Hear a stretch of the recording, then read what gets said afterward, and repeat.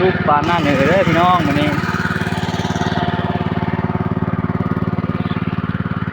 โอ้ปลาโคตรหลายเลย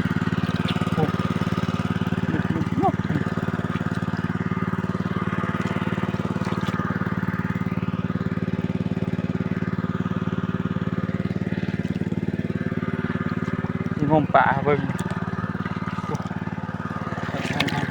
งมปลามือเดียว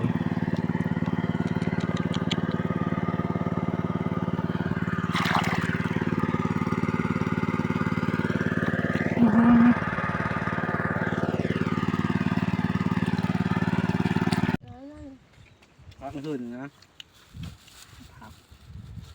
พักเลยไปโกงเอาวะพักก้มเลยมั้ย น้องพักหน้าหืนนี่ไกลเลยพักจังหวะ อันนั้นผักเป็นกกนะ พักก้มหน่อย พักมาเกาะอันนี้